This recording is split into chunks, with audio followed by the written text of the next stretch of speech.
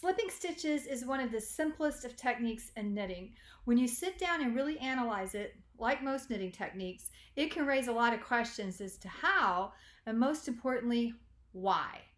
To slip a stitch is simply to move a stitch from one needle to the next without otherwise working or drawing the yarn through the stitch. There are two ways to slip a stitch: knitwise, as if to knit the stitch, or purlwise, as if to purl the stitch.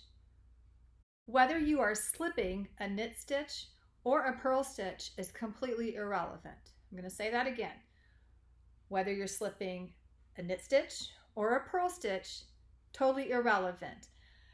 Slipping knitwise, twist the stitch, placing the left arm of the stitch to the front of the needle. If it remains in this position, it will appear twisted or a cross stitch when the next row is completed. Typically, this is not how you want a stitch to appear.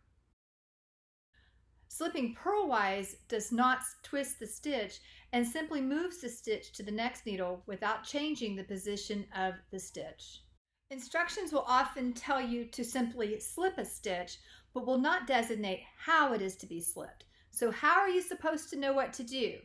Great question. The rule of slipping stitches is always slip purlwise unless the slip stitch is part of a decrease or the instructions specifically state otherwise.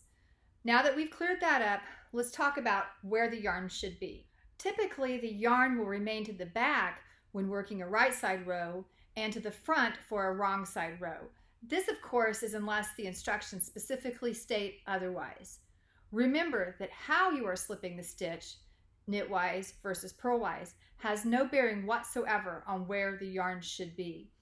Usually the float of yarn that spans across the slip stitch falls to the wrong side of the knitting, but sometimes having the float appear to the right side is part of the decorative effect of the stitch pattern.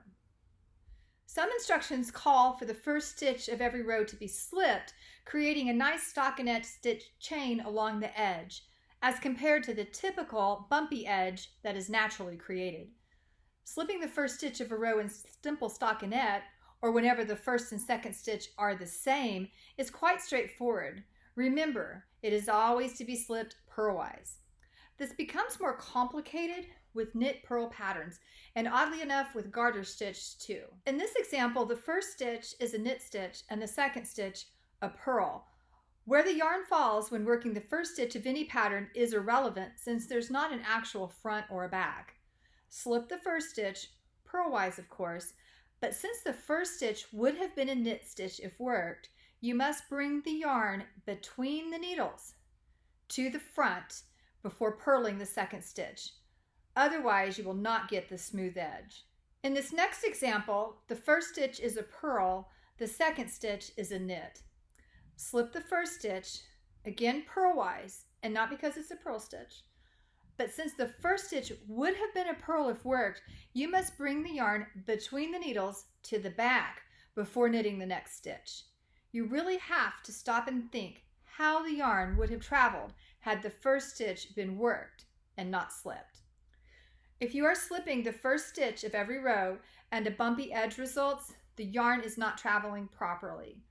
The good news is that you can easily unravel the edge stitches and pull them back through correctly with a crochet hook to correct this mistake.